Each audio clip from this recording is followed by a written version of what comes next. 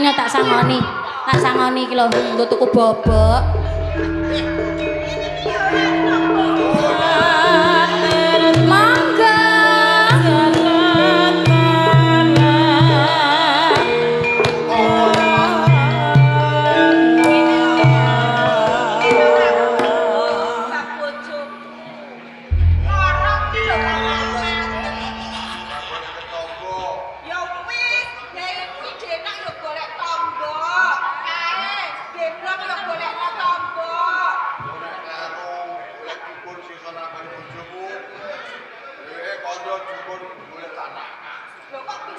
Iku jenenge dukun cabul.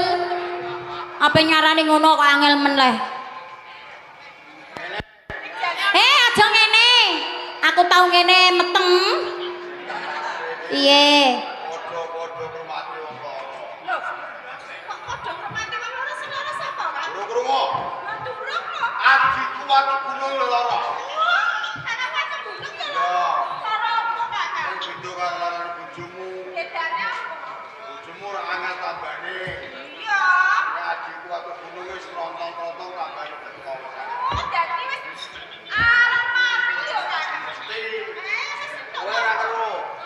Tambane adikku. Apa? Tambane ya kowe.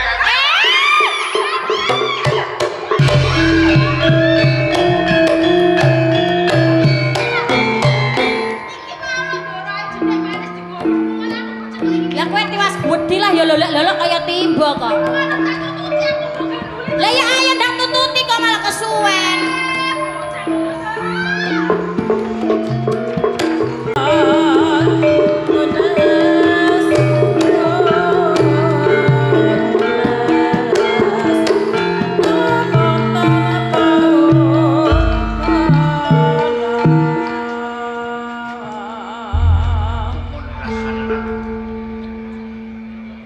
Monggo nalika rong taun kepungkur aku nate teko ing papan rene.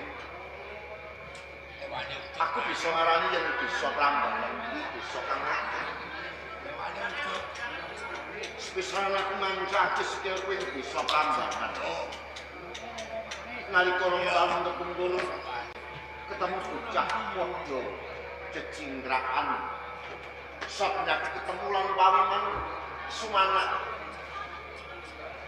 ning beda lan saiki. Lagi wayah enggak. Ana ing desa Prambanan. Aku ketemu lan pawongan sejak wartakon. Pawongan kuwi mau jur mlayu. Mlayu ning pawongan kuwi mau tumuju jroning omah. Saka karepku tak cedhaki. Kok njur lawan dinepake lampu dipateni. Tenane lagi ana kedadian apa ing sakuwatening desa Prambanan. Aku njekok cubriyo. Desa kene saiki desa kang sepi, kaya-kaya dadi desa omah. Cilik-cilik. Ya, Kak. Aku bakal naiki sakuwatening mergo saka kadudut rasane atiku ing papan kene wong menawa ana sawijining racun sing bisa jawab apa sing dadi pitakone kaya luwih kang gede aku bakal naiki sakuwatening rumbul kan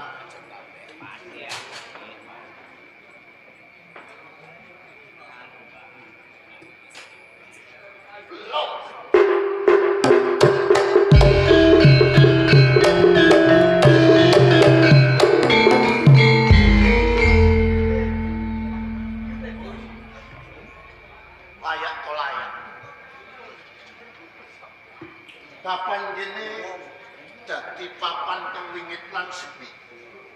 Jebul sak sering wit. Oke, layak padane plong. Wangke kang padha serakan. Lah iya. Mongko sak sing tak dulu lan tak kauti manis. Ana kekiane rambuting dawa. Balung sing padha serakan kuwi. Dumadining saka iga kasenang wong Yen ngono aku bisa mesthekake.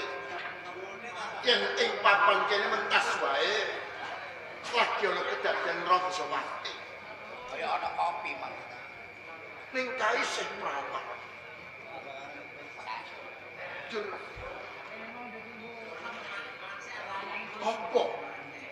Apa sing lagi kedadian ana ing desa Prawan? Nek ngono tak glak golek penginapan munggah ing Prambanan.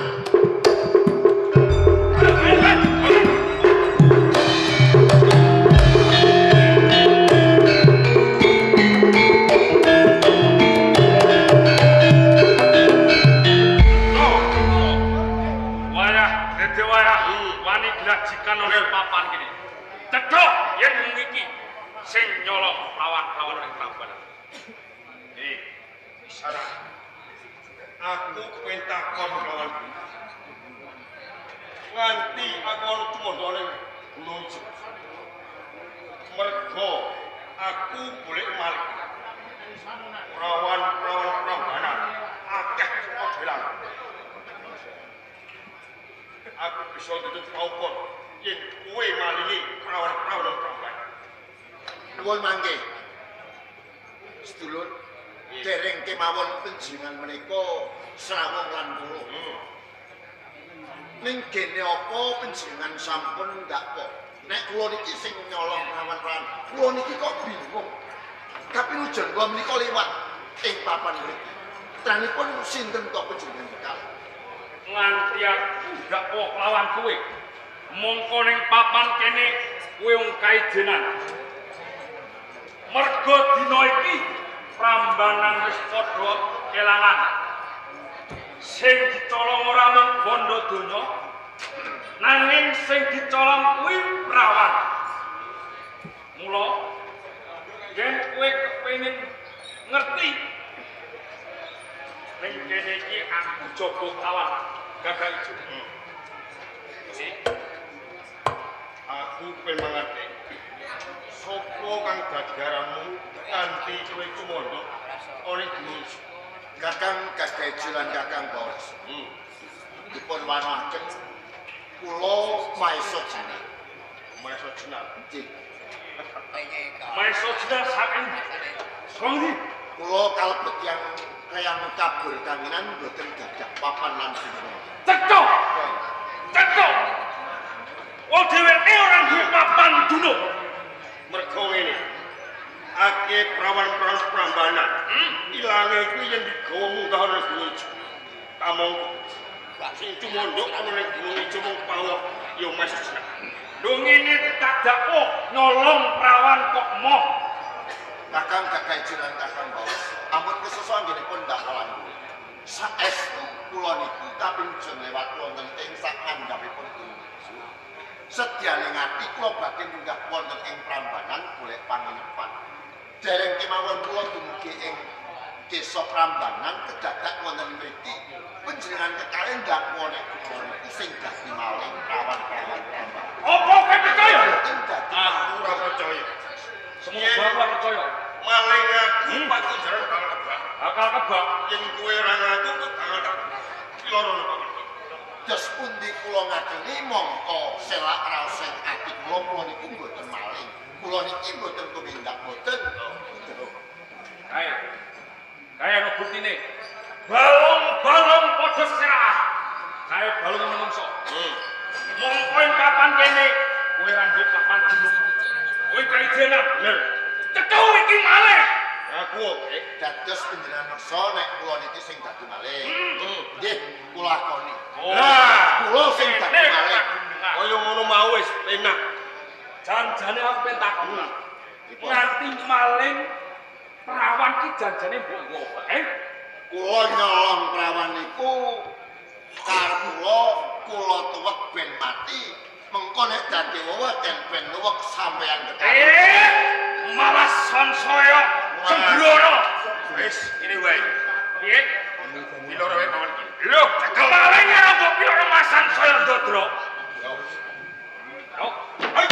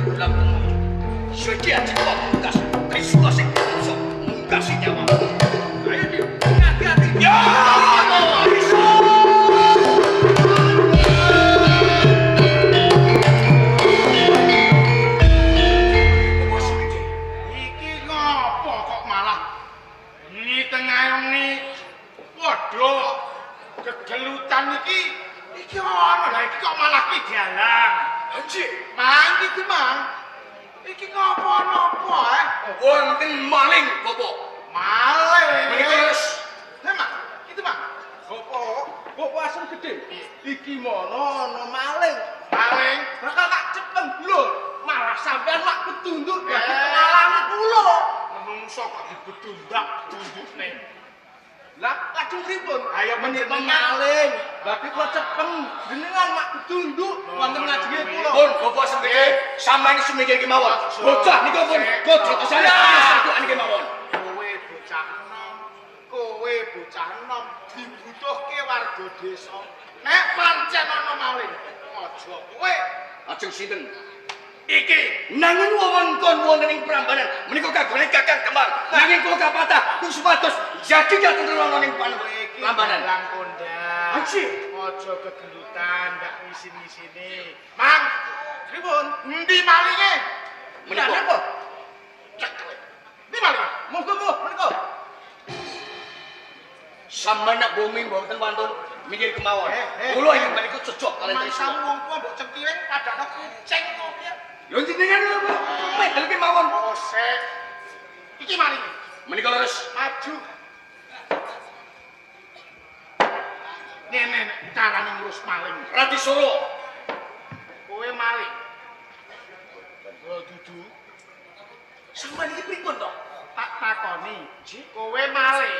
Mboten. Kok asem gedhe. Nak umpami maling ngaku kunjara menika kebak. Kedahe pun dijotosi sapi kersanipun ngaku. Sik ta. Aja bisa gusu mundak kesu. Lho napa wonten wong maling mbak dadak kuwi maling. Kedahe pun diajake mawon. Mengko dhisik. Sabar. Sabar Sabar. Sampean kudu maling. Jenenge sampean sapa? Nami kula Maesa Jenar. Tok. Kudu maling ning iki Maesa Jenar. Di dalam mantingan. Mbok pasem iki piye to? Lho, nyakoki maling kok. Kowe sapa? Lho, malinge gak nyuslak mlayu. Wah, gopo. Pripun? Mang sawangen. Sik. Aku capet-capet kok kelingan. Mesti kelingan piyambakipun Maesa Jenar maling teng pasar nyopet langsung digebuki nggih to. Nek cetha maling aja kowe sing kumandang, tak gebukane dhewe.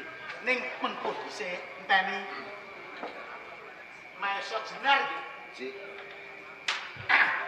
Nuwun sewu sadaya. Jangan iki tenang. Aku iki nate darbe lelakon ing Demak. Nuwun sewu nggih. Rikala semono aku tinimbalan ngersa dalem. Cik. Ya. Tinimbalan ngersa dalem teng supaya nambani gerai putrane Tumenggung Donopati. Maksud. Aku pancen tukang nambani. Oh, nggih kula pitados. Kaluwihan Banjur rikala aku sowan ana ngersane Kanjeng Tumenggung Donopati, kadadak ing kono ana rawuhe priagung luhur telu cacahe. Sing loro iki nggawa bokor kang isi kembang. Sing siji ning tengah tanpa nggawa apa-apa. Sing siji kuwi pawakane gedhe ning rada ndek. Kaya kowe ngono kuwi. Aja guyu to. dodi pasaran. Ngono ya. Cik, gede boten gede, tendek boten tendek. Sedep. Pangke. Asmane iku Senopati Gajah Alit. Donopati Gajah Lumrah. Sing sisi meneh, Cik. sing nggawa kembang dhuwur cilik. Cik, Asmane Senopati Paningron. Paningron. Banjur sing tengah Pideksa. Cik. Iku asmane Senopati Ranggatok Jaya. Cik. Apa Sambung raketekan Maesa Jenar. Dek piadeke pasuryane aku isih kelingan pangucape kebak ing tata trapsila kaya dene nak Mas Maesa Jenar. Sampeyan iku Maesa Jenar napa Ranggata Jaya? Bapak Sumedi, kula niku Maesa Jenar. Ranggata Jaya napa Maesa Jenar? Kula Ranggata.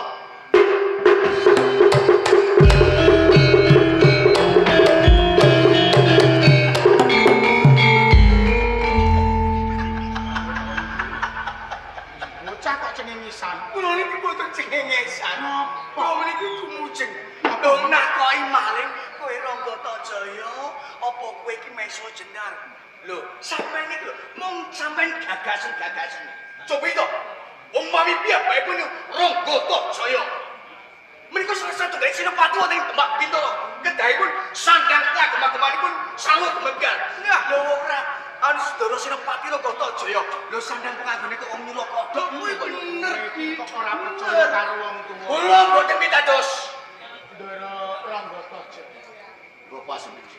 Kesanipun gamblang lelampane napa to sebabe kok panjenengan ngagem busana ingkang kados mekaten supaya mengkenek niki karben cetha. Oh, ngaten. Nggih. Sepisan kula ngaosi Kakang Dalang selakan. Nggih. Angka kalih kula tak crita kersanipun Kakang Dalang lan Kakang Demang menika pitados menawi yektosipun kula menika Senopati Ranggata. Nanging nggonmu crita aja ngaya-wara. Yen entuk ngaya-wara sisip sembriting Trisla mancep ning dadam. Nggih. Ngaten Kakang Lararae. Napa sebabe kula ngajeng sandangan ing Sarasudha kados mekaten. Menika sambung kedadosan wonten ing Demak Bintara. Demak Bintara tuwuh geger. Gegeripun Demak niku krana duwung naga sasa lan sabinten anis. Ngepasi ingkang kapijijaga niku kula Senopati Ranggata Jaya nalika semanten. Wonten rawuhipun Kanjeng Sultan Trenggana duka yayah sinipi. Awit kula ingkang kapatah jaga nyarengi ilangipun naga sastra lan sabinten. Kula ingkang kadhakna bali lan orane naga sastra saka ing plangkan pusaka Demak Bintara kedah saking tanganipun Senopati Ranggata Jaya. Ngawekani supados boten ngawestarani nek Senopati Ranggata Jaya nilaraken kasultanan Demak dadi sudra. Mila kula macak kados mekaten sawetawis Senopati Ranggata Jaya kula pendhem kula ngangge jeneng Maesa Jenar. Maesa Jenar nggih Ranggata Jaya nggih Maesa Jenar. Ora usah cengingas-cengingas. Nek pancen kowe wani, ayo tanding. Tanding. Ayo tandinga. Jalaran kula niku tak dana. Mboten kiat kuat kiat gampang kan anak pesone kula. Sak sampunipun kula ngertos bahwa reksa lan gagak ijo menika kantong. Oh, perkawis menika pengiringanipun Semelang lan Was. Jalaran menika perkawis gampil. Gambel saestu Nggih, menika. kula tambanane nggih. Kersanipun bahwa reksa gagak ijo menika namung nggih, sawetawis kula tambah. Nggih. Iki anggere kula demek mesti urip. Oh, ngoten nggih. Nggih. Anggere demek niku mesti Hei, Maesa Jenar, ayo, Subiter, Gagak ijo.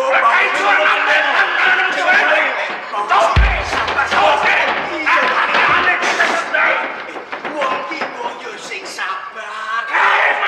Yo kena kowe iki sing lembah panah. Iki yo kok mengonak rusak-rusuk mundak kesuru. Kowe iki sing lembah panah koyo dalan mantingan ngene iki.